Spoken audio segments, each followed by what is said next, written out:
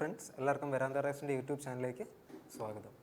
അപ്പോൾ നമ്മൾ SSC അല്ല റെയിൽവേ മുന്നിൽ കണ്ടുകൊണ്ട് തുടങ്ങിയ സീരീസാണ്, GK സ്പെഷ്യൽ സീരീസാണ്. അപ്പോൾ അതിൻ്റെ സെക്കൻഡ് സെഷനാണ് ഇന്ന്. എക്കണോമിക്സ് ആയിരുന്നു, ഇന്ത്യൻ എക്കണോമി ആയിരുന്നു നമ്മൾ സ്റ്റാർട്ട് ചെയ്ത്. ഇതിന് മുമ്പ് സ്ട്രാറ്റജിക്കലി ഇമ്പോർട്ടൻ്റ് ആയിട്ടുള്ള 2 സെക്ഷൻസ്, ഇമ്പോർട്ടൻറ്റ് ഗവൺമെൻറ് സ്കീംസും അതുപോലെ തന്നെ ആർട്ട് ആൻഡ് കൾച്ചറിലെ ഡാൻസ് ഫോംസും നമ്മൾ എടുത്തിട്ടുണ്ടായിരുന്നു. ഇത് മസ്റ്റ് സ്കോറിംഗ് സെഷനാണ്, അതും മസ്റ്റായിട്ടും കണ്ടിട്ട് നെക്സ്റ്റ് നമ്മുടെ ഫസ്റ്റ് സെഷൻ ഇന്ത്യൻ എക്കോണമി കണ്ടിട്ട് വേണം ഇത് കാണാൻ. കാരണം ഇന്ത്യൻ എക്കോണമിയുടെ കണ്ടിന്യൂഷൻ ആയിരിക്കും നമ്മൾ ഈ വീഡിയോ സീരീസ് പോകുന്നത്. അപ്പോൾ ഫസ്റ്റ് ഇന്ത്യൻ എക്കോണമിയിൽ നമ്മൾ സീരീസിൽ ആദ്യത്തെ 3 5 ഇയർ പ്ലാൻസ് വരെ എക്സ്പ്ലെയിൻ ചെയ്തായിരുന്നു.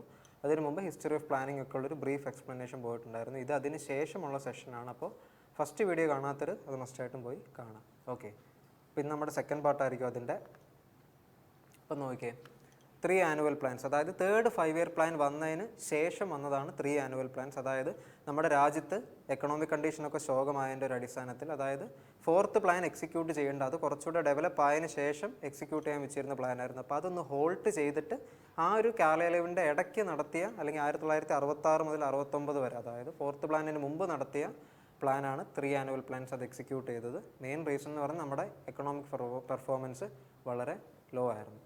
അപ്പോൾ അതിൻ്റെ പ്രത്യേകത എന്താണെന്ന് നോക്കി, ഈ ഒരു കാലയളവിലായിരുന്നു കുറേ കൂടെ അത് അഗ്രികൾച്ചറിന് ഇമ്പോർട്ടൻ്റ് ആയിട്ടുള്ള കുറച്ച് കാര്യങ്ങൾ കൊണ്ടുവന്നത്. A new strategy of distribution of high yielding varieties of seeds, extensive use of fertilizers and soil conservation was put into action. അപ്പോൾ ഈ പറഞ്ഞ high variety of seeds distribute ചെയ്യുക, എക്സ്റ്റെൻസീവ് യൂസ് ഓഫ് ഫെർട്ടിലൈസേഴ്സും പിന്നെ soil conserve ചെയ്യുക എന്നുള്ള അതിനുള്ള ആക്ഷൻസിന് വേണ്ടിയിട്ടുള്ള സ്ട്രാറ്റജി ഡെവലപ്പ് ചെയ്തത് 3 ആനുവൽ പ്ലാൻസിൻ്റെ ടൈമിലായിരുന്നു. ആൻഡ് ഈ phase also known as green revolution, അതായത് ഈ കാലയളവിലാണ് ഗ്രീൻ റെവല്യൂഷന് തുടക്കം കുറിച്ചത്. അപ്പോൾ 3 ആനുവൽ പ്ലാൻസിൻ്റെ ടൈമിലായിരുന്നു ഗ്രീൻ റെവല്യൂഷൻ സ്റ്റാർട്ട് ചെയ്തത്. ആൻഡ് ഫോട്ടോയിൽ കാണുന്ന വ്യക്തിയാണ് MS Swaminathan. He was known as the father of green revolution. അപ്പം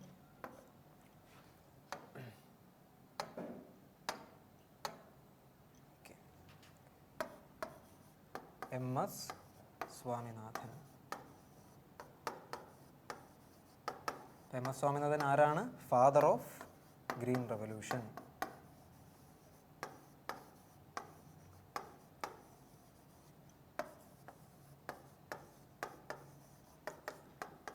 അപ്പോൾ ഇത്രയ്ക്കും പേരായിട്ടൊരു വ്യക്തിയായിരുന്നു അദ്ദേഹത്തിൻ്റെ. കാരണം ഫാദർ ഓഫ് ഗ്രീൻ റെവല്യൂഷൻ എന്ന് പറയുമ്പോൾ നമ്മുടെ രാജ്യത്തൊരു വിപ്ലവത്തിന് തുടക്കം കുറിച്ചൊരു വ്യക്തിയാണ്. അപ്പോൾ അദ്ദേഹത്തിന് അതിനോട് അകമ്പടിയായിട്ട് തന്നെ കുറേ അവാർഡ്സും കിട്ടിയിട്ടുണ്ട്. അപ്പോൾ MS സ്വാമിനാഥന് കിട്ടിയ മെയിൻ അവാർഡ്സ് ഏതൊക്കെയാണെന്നും കൂടെ നോക്കണം.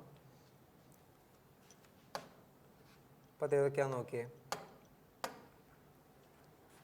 അതായത് ഇപ്പോൾ കറണ്ട് അഫയേഴ്സിൽ ചോദിക്കാൻ സാധ്യതയുള്ള ചോദ്യമാണ്. ഈ 2024 നമ്മുടെ പ്രധാനമന്ത്രി അനൗൺസ് ചെയ്തത്.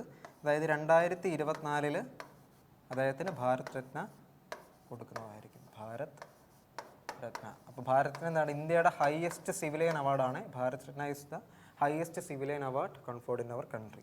അതിനുശേഷം ഏതാ 1989 ഏത് സെക്കൻഡ് ഹയസ്റ്റ് സിവിലിയൻ അവാർഡ്, അതായത് പത്മ വിഭൂഷൺ ലഭിച്ചു.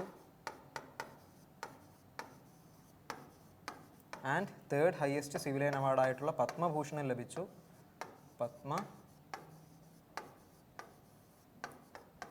Padma Bhushan 1972 and finally Padma awards എല്ലാം കിട്ടിയിട്ടുണ്ട്. പത്മശ്രീ അവാർഡ് ഏത് വർഷം? 1967. അപ്പോൾ ആദ്യം കിട്ടുന്നത് പത്മശ്രീ ആണ്. ആൻഡ് നെക്സ്റ്റ് പത്മഭൂഷൺ, അങ്ങനെ ഓർഡറിൽ 1959 പത്മഭൂഷൺ, ഫൈനലി 2024 രാജ്യം ഭാരത് രത്ന കൊടുത്ത് ആദരിക്കാനായിട്ട് ഇരിക്കുകയാണ്. ഇത് ഇന്ത്യയിൽ ഇദ്ദേഹത്തിന് കിട്ടിയ പുരസ്കാരങ്ങളാണ്. ഇതല്ലാതെ അദ്ദേഹത്തിന് ഇത് നോട്ട് ചെയ്തോണേ,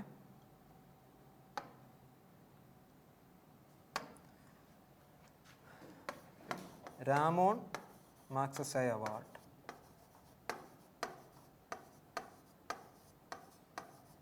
അവാർഡും ഇതിനോടൊപ്പം തന്നെ വേൾഡ് ഫുഡ് പ്രൈസും കിട്ടിയിട്ടുണ്ട്.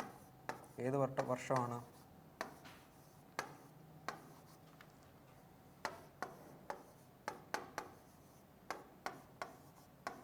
1987 1971. അപ്പോൾ Ramon Magsaysay award 1971 World Food Prize 1987 കിട്ടിയിട്ടുണ്ട്. ആൻഡ് വേൾഡ് ഫുഡ് പ്രൈസിന് എങ്ങനെ കൂടെ അറിയപ്പെടും? അഗ്രികൾച്ചറിൻ്റെ നോബൽ പ്രൈസ് എന്നും കൂടെ അറിയപ്പെടുന്നതാണ്. ഏത് അങ്ങനെ കൂടെ കൺസിഡർ ചെയ്യപ്പെടുന്നതാണ് വേൾഡ് ഫുഡ് പ്രൈസ്. അപ്പോൾ അത് 1987 1971 രാമോൺ മാഗ്സസെ അവാർഡും അദ്ദേഹത്തിന് ലഭിച്ചിട്ടുണ്ട്. ഇനി നോക്കി അടുത്ത 4th 5 year plan. Fourth 5 year പ്ലാനിൻ്റെ ടൈം പീരീഡ് എത്രയൊക്കെയായിരുന്നു? 1969 മുതൽ 74 വരെ, അതായത് 3 ആനുവൽ പ്ലാൻസ് എക്സിക്യൂട്ട് ചെയ്തതിന് ശേഷം.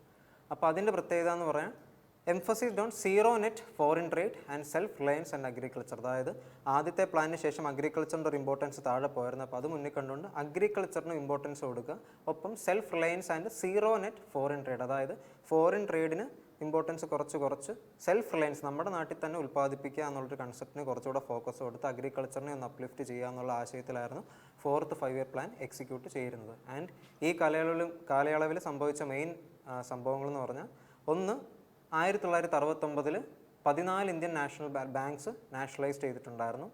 ആൻഡ് വേറെന്തൊക്കെയാണ്, ലീഡ് ബാങ്ക് സ്കീം LBS എന്ന് പറഞ്ഞൊരു സ്കീമും കൂടെ 1969 ഇൻട്രൊഡ്യൂസ് ചെയ്യപ്പെട്ടിട്ടുണ്ടായിരുന്നു. ആൻഡ് ഈ scheme on the basis of ആരുടെ റെക്കമെൻഡേഷൻസ്, അതായത് ഗാഡ്ഗിൽ സ്റ്റഡി ഗ്രൂപ്പിൻ്റെ റെക്കമെൻഡേഷൻസിൻ്റെ ഫലമായിട്ടായിരുന്നു ലീഡ് ബാങ്ക് സ്കീം 1969 നിലവിൽ വന്നത്. And one of the main point ആണ്, India also perform the smiling Buddha, അതായത് ഇന്ദിരാഗാന്ധിൻ്റെ സമയത്താണ്, ഇന്ദിരാഗാന്ധിയുടെ ടൈമിൽ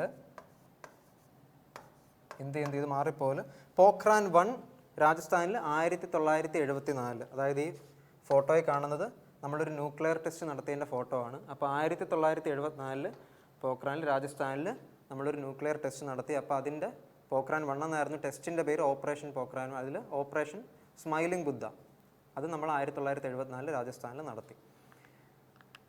ഓക്കെ, ഇനിയും അടുത്ത 5 ഇയർ പ്ലാൻസ്, അതായത് ഫസ്റ്റ് 2 നമുക്ക് കുറേ ഡീറ്റെയിലിംഗ് ഉണ്ടായിരുന്നു, പിന്നെ അങ്ങോട്ടുള്ളത് ഏകദേശം ക്ലച്ച് പിടിച്ച് ഓരോന്നായിട്ട് എക്സിക്യൂട്ട് ചെയ്ത് പോയിട്ടുണ്ടായിരുന്നു. അപ്പോൾ ഫിഫ്ത്ത് 5 ഇയർ പ്ലാൻ്റെ കാലയളവെന്ന് പറയുന്നത് 1974 മുതൽ 79 വരെയാണ്. And prepared and launched by, ഇതിൻ്റെ സൃഷ്ടാവ് അല്ലെങ്കിൽ ഫോർമുലേറ്റഡ് ബൈ DP ധർ. അപ്പോൾ DP ധർ ഫോർമുലേറ്റ് ചെയ്തതാണ് ഫിഫ്ത്ത് 5 ഇയർ പ്ലാൻ. ആൻഡ് അതിൻ്റെ മെയിൻ ഒബ്ജക്റ്റീവ്സ് എന്തൊക്കെയാണെന്ന് നോക്കി. റിമൂവൽ ഓഫ് പോവർട്ടി, അതായത് ഇത് പ്രത്യേകിച്ച് നോട്ട് ചെയ്തോണം, ഗരീബി ഹട്ടാവോ എന്ന് പറയുന്ന ആശയം, അല്ലെങ്കിൽ poverty removal was one of the main objectives of fifth 5 year plan. And also self reliance, മേജറായിട്ട് കുറേ എണ്ണത്തിൽ ഇൻക്ലൂഡഡ് ആയിട്ട് വരുന്ന, മിക്ക പ്ലാനിലും ഇൻക്ലൂഡഡ് ആയിട്ട് വരുന്നതാണ് സെൽഫ് റിലയൻസ്, എല്ലാത്തിലും അല്ല, ഓൾമോസ്റ്റ് എല്ലാത്തിലും. അപ്പം അതല്ലാതെ ഇതിൻ്റെ മെയിൻ ഹൈലൈറ്റ് എന്ന് പറയുന്നത് ഗരീബി ഹട്ടാവോ, പോവർട്ടി റിമൂവൽ ആയിരുന്നു. And minimum needs program introduced in 1974. 1974 ഈ പ്ലാനിൻ്റെ സമയത്ത് മിനിമം നീഡ്സ് പ്രോഗ്രാം എന്ന് പറയുന്ന പ്രോഗ്രാം കൂടെ എക്സിക്യൂട്ട് ചെയ്യപ്പെട്ടിട്ടുണ്ടായിരുന്നു. അതിൻ്റെ മെയിൻ അജണ്ട എന്തായിരുന്നു? To improve living standards of people, അതായത് നമ്മുടെ നാട്ടിൽ ജീവിക്കുന്ന ആൾക്കാരുടെ സ്റ്റാൻഡേർഡ്സ് റേസ് ചെയ്യുക. ആൻഡ് 20 പോയിൻറ്റ് പ്രോഗ്രാമും ഈ കാലയളവിലാണ് സൃഷ്ടിക്കപ്പെട്ടത്. 1975 സമയത്താണ് ഇതിനോട് ചേർന്നിട്ട് 20 പ്രോഗ്രാമും അല്ലെങ്കിൽ 20 പോയിൻറ്റ് പ്ലാനും പ്രോഗ്രാമും എക്സിക്യൂട്ട് ചെയ്തിട്ടിരുന്നത്. And fifth 5 year plan was terminated in 1978 when Janata, അതായത് ഇതിന് അങ്ങോട്ടൊന്നും കണ്ടിന്യൂ ചെയ്യാൻ പറ്റിയില്ല, കാരണം 78 ജനതാ ഗവൺമെൻറ് അധികാരത്തിൽ വന്നപ്പോൾ 1978 ഫിഫ്ത്ത് 5 ഇയർ പ്ലാന് ഹോൾട്ട് ചെയ്യേണ്ടതായിട്ട് വന്നു. അപ്പോൾ നമുക്ക് അടുത്ത പോയിൻറ്റ്സ് നോക്കുന്നതിന് മുമ്പായിട്ട് നമ്മുടെ ഇൻസ്റ്റിറ്റ്യൂട്ടിൻ്റെ കോച്ചിങ് സ്റ്റൈൽസ് എങ്ങനെയാണെന്ന് നോക്കാം. അപ്പോൾ ആദ്യം നിങ്ങൾക്ക് ഫസ്റ്റ് 6 ലെവൽ പ്രോഗ്രാമിൻ്റെ ഫസ്റ്റ് സ്റ്റെപ്പ് എന്ന് പറയുന്നത് നിങ്ങൾക്ക് ക്ലാസ്സസ് പ്രൊവൈഡ് ചെയ്യുന്നതായിരിക്കും. അതിനുശേഷം ക്ലാസ്സസിൽ പഠിച്ച നോളജ് എഫിഷ്യൻ്റായിട്ട് യൂട്ടിലൈസ് ചെയ്ത് നിങ്ങൾക്കൊരു വർക്കൗട്ട് മെറ്റീരിയൽ തരും ചെയ്യാനായിട്ട്. അപ്പോൾ അത് യൂട്ടിലൈസ് ചെയ്ത് നിങ്ങൾക്ക് നിങ്ങളുടെ ഡൗട്ട് ക്ലാരിഫിക്കേഷനൊക്കെ എഫക്റ്റീവായിട്ട് കണ്ടിന്യൂ ചെയ്യാനായിട്ട് ബേസിക് സർക്കിൾസ് ഹെൽപ്പ് ചെയ്യും. അവിടെ നിങ്ങൾക്ക് മെൻറ്റർ സപ്പോർട്ട് കാണും. Next is the extreme circle. Extreme സർക്കിളിൽ കുറച്ചുകൂടെ മെയിൻസ് ഓറിയൻറ്റഡ് പ്രിപ്പറേഷൻ ആയിരിക്കും. അപ്പോൾ മെറ്റീരിയൽസിൻ്റെ ക്വാളിറ്റിയും മെറ്റീരിയൽസിൻ്റെ ക്വസ്റ്റിൻ്റെ എണ്ണവും കൂടുതലായിരിക്കും. അവിടെയും നിങ്ങളെ സർക്കിൾസ് ആക്കി ഗ്രൂപ്പാക്കി ഇരുത്തിയിട്ട് കമ്പൈൻ സ്റ്റഡി പോലെ നിങ്ങളുടെ ഡൗട്ട് ക്ലാരിഫിക്കേഷനൊക്കെ നടത്താനായിട്ടൊരു മെൻറ്റർ സപ്പോർട്ട് കാണും. And third and next phase is super batch. അപ്പോൾ സൂപ്പർ ബാച്ചിൽ ഇപ്പോൾ ഏതെങ്കിലും ഒരു എക്സാം, അതായത് ഇത്രയും ഫേസ് മെയിൻസ് ലെവൽ വരെയുള്ള പ്രിപ്പറേഷൻ കഴിഞ്ഞ് കഴിഞ്ഞാൽ നെക്സ്റ്റ് വരുന്ന എക്സാമിനെ മാത്രം ഫോക്കസ് ചെയ്തിട്ടുള്ളൊരു ബാച്ചായിരിക്കും സൂപ്പർ ബാച്ച്. ആ ഒരു എക്സാം മാത്രം മുന്നിൽ കണ്ടിട്ടുള്ളൊരു വർക്കൗട്ട് മെറ്റീരിയൽ, മോക്ക് മെറ്റീരിയൽ നിങ്ങൾക്ക് പ്രൊവൈഡ് ചെയ്യും. അവിടെ നിങ്ങൾ ഗ്രൂപ്പ്സ് ആക്കി തിരിച്ചിട്ട് മെൻറ്റർ സപ്പോർട്ട് കൂടിയിട്ടുള്ളൊരു ഡൗട്ട് ക്ലാരിഫിക്കേഷൻ സെക്ഷൻ ആയിരിക്കും പോകുന്നത്. നെക്സ്റ്റ് സെഷൻ ഈസ് അല്ലെങ്കിൽ റിയൽ ഇൻറ്റൻസീവ് പ്രോഗ്രാം. അതായത് നിങ്ങളിപ്പോൾ ഇത്രയും ഫേസ് കഴിഞ്ഞെങ്കിൽ ഇനി എക്സാമിൻ്റെ നോട്ടിഫിക്കേഷനൊക്കെ വരാൻ സമയം ഉണ്ടെങ്കിൽ ആ സമയത്ത് നിങ്ങൾക്ക് പ്രിപ്പറേഷൻ കയ്യിൽ നിന്ന് പോകാതിരിക്കാനായിട്ട് നിങ്ങളെ ഹെൽപ്പ് ചെയ്യുന്നതാണ് റിയൽ ഇൻറ്റൻസീവ് പ്രോഗ്രാം. ഒരു ഇൻറ്റൻസ് ആയിട്ടുള്ളൊരു വർക്കൗട്ട് സെഷൻ ആയിരിക്കും. ഓൾറെഡി നിങ്ങൾ എവിടെയാണോ നിൽക്കുന്നത് അതിനേക്കാൾ നിങ്ങൾക്ക് ഒരു പടി മുന്നിലെത്താനായിട്ട് റിയൽ ഇൻറ്റൻസീവ് പ്രോഗ്രാം നിങ്ങളെ ഹെൽപ്പ് ചെയ്യും. And final phase is mock interview. Mock ഇൻ്റർവ്യൂവിൽ IBPS PO SBA PO എക്സാംസിന് പേഴ്സണാലിറ്റി ടെസ്റ്റ് എന്ന് പറയുന്നത് അല്ലെങ്കിൽ ഇൻ്റർവ്യൂ എന്ന് പറയുന്നൊരു ഫൈനൽ സെഷൻ ഉണ്ട്. അതിൻ്റെ മാർക്കും കൂടെ വെച്ചിട്ടാണ് നമുക്ക് മെറിറ്റ് ലിസ്റ്റിൽ കയറാൻ പറ്റുന്നത്. അപ്പോൾ അതിന് മുന്നോടിയായിട്ട് നമുക്കൊരു ഡെമോ പോലെ അല്ലെങ്കിൽ ആക്ച്വൽ SBMസോ അല്ലെങ്കിൽ ചെയർമാൻസിൻ്റെ ഒക്കെ മുമ്പിൽ വെച്ച് നമുക്കൊന്ന് പെർഫോം ചെയ്യാനുള്ളൊരു അവസരമാണ് മോക്ക് ഇൻ്റർവ്യൂവിൽ കിട്ടുന്നത്. അതുവഴി ഒരു റിയൽ ടൈം എക്സ്പോഷറിൽ നമുക്ക് എങ്ങനെ പെർഫോം ചെയ്യണമെന്നും കൂടെ അനലൈസ് ചെയ്യാനായിട്ട് പറ്റും. അപ്പം നമുക്ക് 2 ടൈപ്പ് ഓഫ് കോച്ചിങ് ഉണ്ട്, ഓഫ്ലൈനും ഉണ്ട് ഓൺലൈനും ഉണ്ട്. അപ്പം ക്യാമ്പസിൻ്റെ കംഫർട്ടബിലിറ്റിയിൽ പഠിക്കാൻ താല്പര്യമുള്ളവർ, ഓഫ്ലൈനായിട്ട് ഇൻവോൾവ് ആയിട്ട് പഠിക്കാൻ താല്പര്യമുള്ളവർ തന്നേക്കുന്ന നമ്പറിൽ കോൺടാക്ട് ചെയ്ത് ഓഫ്ലൈൻ പ്രിപ്പറേഷനും, അതല്ലാതെ വീടിൻ്റെ കംഫർട്ടിലിരുന്ന് പ്രിപ്പയർ ചെയ്യാൻ താല്പര്യമുള്ളവർ തന്നേക്കുന്ന ഓൺലൈൻ നമ്പറിലും കോൺടാക്ട് ചെയ്തിട്ട് ഇന്ന് തന്നെ പ്രിപ്പറേഷൻ സ്റ്റാർട്ട് ചെയ്യുക. ഇനി നോക്കി അടുത്തത് റോളിംഗ് പ്ലാനാണ്. അതായത് 6th വരുന്നതിന് മുമ്പ് എക്സിക്യൂട്ട് ചെയ്യപ്പെട്ട, അതായത് ജനതാ ഗവൺമെൻറ് വന്നു എന്ന് പറഞ്ഞല്ലോ 1978 5 ഇയർ പ്ലാൻസിൽ 5th 5 ഇയർ പ്ലാൻ കണ്ടിന്യൂ ചെയ്യുന്നതിന് മുമ്പ് റോളിംഗ് പ്ലാൻ 6th പ്ലാൻ വരുന്നതിന് മുമ്പ് എക്സിക്യൂട്ട് ചെയ്യപ്പെട്ടതാണ് റോളിംഗ് പ്ലാൻ. അതായത് 1978 മുതൽ 80 വരെ. അപ്പോൾ അതിൻ്റെ കാലയളവ് 2 വർഷമായിരുന്നു. And there was 2 6 year plans, one by Janata government which was in operation for 2 years only and the other by Congress government when it returned to power in 1980. അതായത് ജനതാ ഗവൺമെൻറ്റിന് 2 വർഷം മാത്രമേ നിലനിൽക്കാൻ പറ്റുള്ളൂ. അപ്പോൾ 2 6 ഇയർ പ്ലാന് ഉണ്ടായിരുന്നു ആക്ച്വലി. പക്ഷേ ഇതിൽ ആദ്യത്തെ ജനതാ ഗവൺമെൻറ് ഡെവലപ്പ് ചെയ്ത പ്ലാനിനെ നമ്മൾ വിളിക്കുന്ന എന്താണ്? Rolling plan. അത് 1978 മുതൽ 80 വരെയുള്ള കാലഘട്ടങ്ങളിൽ എക്സിക്യൂട്ട് ചെയ്യപ്പെട്ടതാണ്. ആൻഡ് 1980 കോൺഗ്രസ് ഗവൺമെൻറ് തിരിച്ചു വന്നപ്പോൾ അവരുടെ ഇതിൻ്റെ ഭാഗമായിട്ട് വന്നതാണ് actual 6th year plan. And the Janata government called it the rolling plan. The main advantage is that they are flexible. അപ്പം റോളിംഗ് പ്ലാനിൻ്റെ ഏറ്റവും വലിയ പ്രത്യേകത എന്ന് പറഞ്ഞാൽ ഫ്ലെക്സിബിൾ. അതായത് റോളിംഗ് പ്ലാൻ ഡെവലപ്പ് ചെയ്യുന്നത് കഴിഞ്ഞ വർഷത്തെ പെർഫോമൻസ് അനലൈസ് ചെയ്തിട്ട് അതിനനുസരിച്ചായിരിക്കും അടുത്ത വർഷത്തെ പ്ലാൻ സെറ്റ് ചെയ്യുന്നത്. അപ്പോൾ ഇങ്ങനെ വർഷത്തിൻ്റെ ക്യുമുലേറ്റീവ് ആയിട്ടുള്ളൊരു പെർഫോമൻസ് ആയതുകൊണ്ട് ഇത് ഫ്ലെക്സിബിൾ ആയിരുന്നു ഈ plan. And integrated rural development plan, അതായത് IRDPയും ഏത് റോളിംഗ് പ്ലാനിൻ്റെ ടൈമിലായിരുന്നു ലോഞ്ച് ചെയ്യപ്പെട്ടത്. വർഷം 1978. ഇത് പ്ലാനാണ് ഇൻ്റഗ്രേറ്റഡ് റൂറൽ ഡെവലപ്മെൻറ്റ് പ്ലാൻ. അതായത് ഗ്രാമ വികസനം നടത്തുക എന്നുള്ള ആശയത്തോടു കൂടി ഇംപ്ലിമെൻ്റ് ചെയ്ത പ്രോഗ്രാമാണ് 1978. ഏത് ടൈമിൽ? ജനതാ ഗവൺമെൻറ് ടൈമിൽ 1978 റോളിംഗ് പ്ലാനിൻ്റെ സമയത്ത്. ഇനി നോക്കി, ഇനിയാണ് നമ്മുടെ കോൺഗ്രസ് ഗവൺമെൻറ് വന്നതിന് ശേഷമുള്ള 6th 5 ഇയർ പ്ലാൻ, അതായത് ആക്ച്വൽ 6th 5 ഇയർ പ്ലാൻ. അതിൻ്റെ ടൈം പീരീഡ് എന്ന് പറയുന്നത് 1980 മുതൽ 85 വരെയായിരുന്നു. And it marked the beginning of economic liberalisation. Price controls were eliminated and ഏറ്റവും വലിയ ഹൈലൈറ്റ് ആണ് റേഷൻ ഷോപ്സ് വെയർ ക്ലോസ്ഡ്. അതായത് ഈ ഒരു കാലഘട്ടങ്ങളിൽ, അതായത് 1980 മുതൽ 85 വരെയുള്ള കാലഘട്ടങ്ങളിൽ എക്കണോമിക്കലി ലിബറലൈസ്ഡ് ആയി നമ്മുടെ കൺട്രി. അതിൻ്റെ ഭാഗമായിട്ട് പ്രൈസ് കൺട്രോൾസ് ഒക്കെ മാറ്റി. അതിൻ്റെ അതിൻ്റെ കുഴപ്പം എന്താ? അത് കൺട്രോൾ ഇല്ലാത്തതുകൊണ്ട് റേഷൻ ഷോപ്സ് ഒക്കെ ഈ കാലഘട്ടങ്ങളിൽ ക്ലോസ്ഡ്. അങ്ങനെ ഒരു ഇഷ്യൂ നമുക്കുണ്ടായിരുന്നു. And this led to an increase in food prices and increase in cost of living. ആ സമയത്ത് ജീവിക്കുന്നതിൻ്റെ അല്ലെങ്കിൽ കോസ്റ്റ് ഓഫ് ലിവിങ് എന്ന് പറയുന്നത് വളരെ കൂടുതലായിരുന്നു. മാത്രമല്ല കൊമോഡിറ്റീസിൻ്റെയും ഫുഡ് പ്രൈസസിൻ്റെ ഒക്കെ വില ഭയങ്കരമായിട്ട് ഉയർന്നിട്ടുണ്ടായിരുന്നു. പിന്നെ ഈ ടൈമിൽ വന്ന ഒരു ഇമ്പോർട്ടൻ്റ് ആയിട്ടുള്ളൊരു കാര്യമാണ് നബാർഡ്. അതായത് നബാർഡിൻ്റെ ഫുൾ ഫോം എന്താ? National agricultural bank for rural development.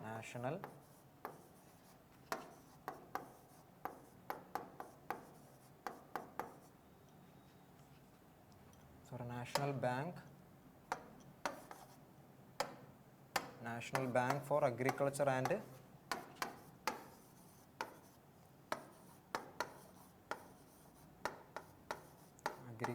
And rural development.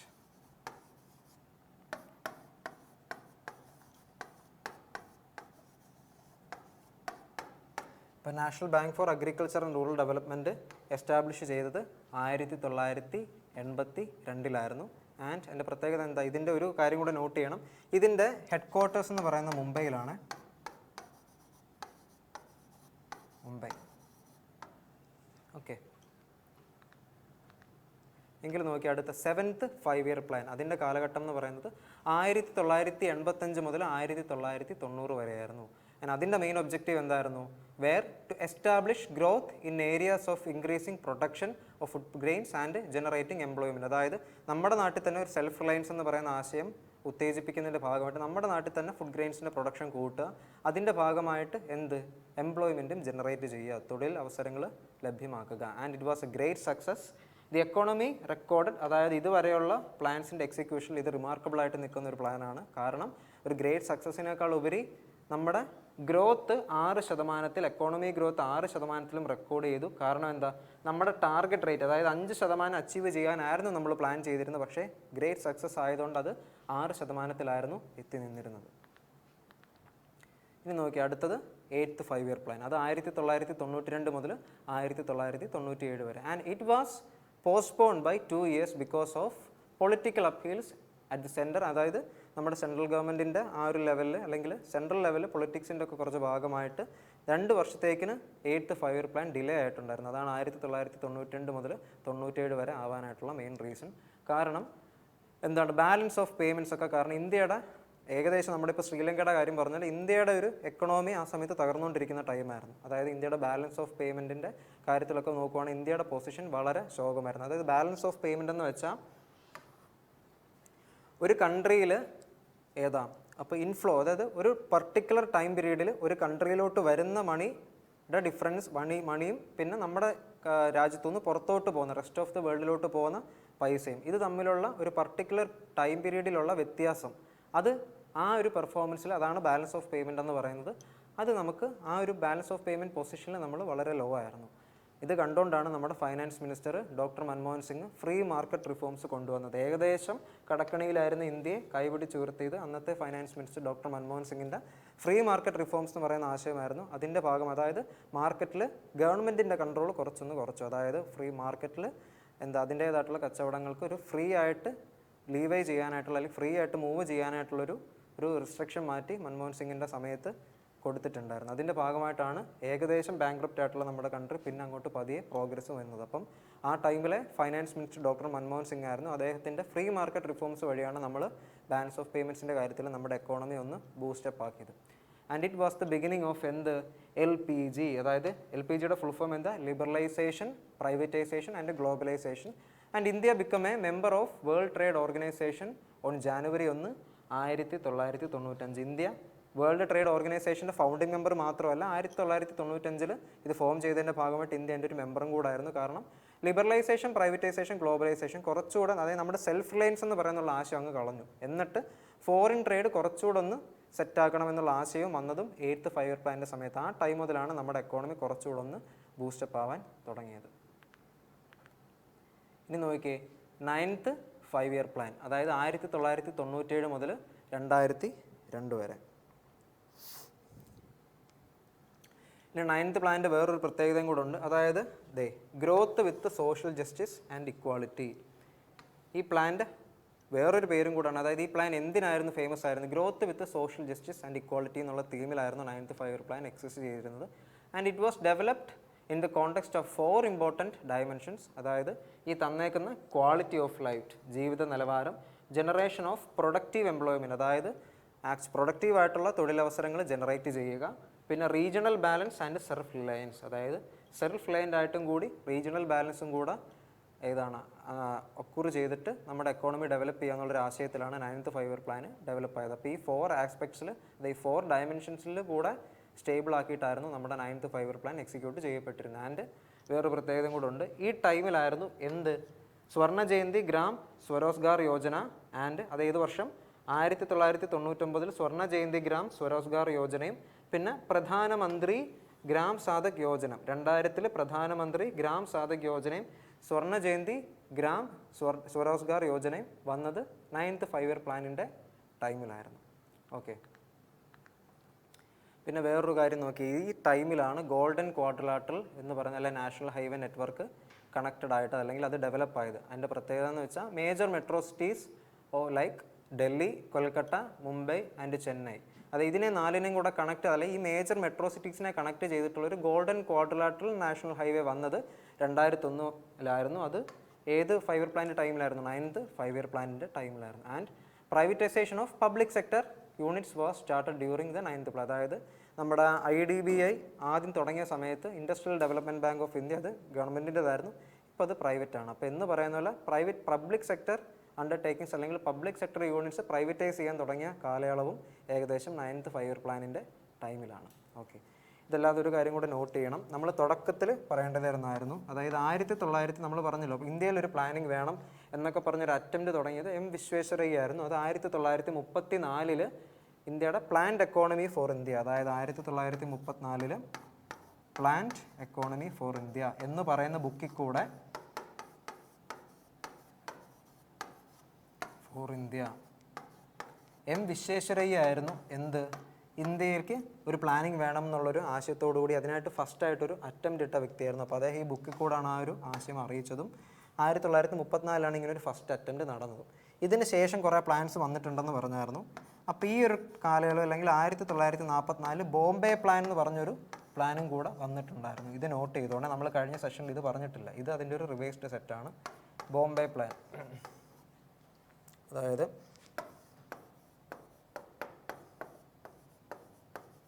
Purushottam Das Thakurdas, അതായത് എക്കണോമിസ്റ്റുകളായിട്ടുള്ള ശ്രീ പുരുഷോത്തം ദാസ് താക്കൂർദാസും JRD ടാറ്റയും കൂടെ ചേർന്നിട്ട് ഫോർമുലേറ്റ് ചെയ്തൊരു എക്കണോമിക് പ്ലാനാണ് 1944. അതിൻ്റെ പേരാണ് ബോംബെ പ്ലാൻ. ഇതും ഏകദേശം ആ ടൈമിൽ എക്സിക്യൂട്ട് ചെയ്യപ്പെട്ടിരുന്നതാണ്. അപ്പോൾ അതും നോട്ട് ചെയ്തു നോക്കുക. അതിൻ്റെ മെയിൻ ഒബ്ജക്റ്റീവ് എന്ന് പറയുന്നത് നമ്മുടെ പെർ ക്യാപിറ്റ അടുത്ത 15 വർഷത്തിനകം കുറച്ചുകൂടെ ബൂസ്റ്റ് ചെയ്യുക എന്നുള്ളതായിരുന്നു. അപ്പോൾ നമ്മുടെ ഇന്നത്തെ സെഷൻ ഇവിടെ വൈൻഡപ്പ് ചെയ്യുകയാണ്. അപ്പോൾ എക്കണോമിക് പ്ലാൻ എല്ലാവർക്കും ഇഷ്ടപ്പെട്ടു എന്ന് കരുതുന്നു. നെക്സ്റ്റ് നമ്മളിനി പോകുന്നത് അൺഎംപ്ലോയ്മെൻറ്റും ആൻഡ് അതിനുശേഷം പോവർട്ടി ഓഫ് ഇന്ത്യ ആയിരിക്കും. അതിന് കഴിഞ്ഞിട്ട് നാഷണൽ ഇൻകം ഓഫ് ഇന്ത്യ. അപ്പം economic planning one of the major topics ആണ്. അത് നോട്ട് എഴുതി റെസ്പോണ്ട് ചെയ്ത് പഠിച്ചോണം. നെക്സ്റ്റ് സെഷനിൽ അടുത്ത വീഡിയോയ്ക്കും കാണേക്കും വരേക്കും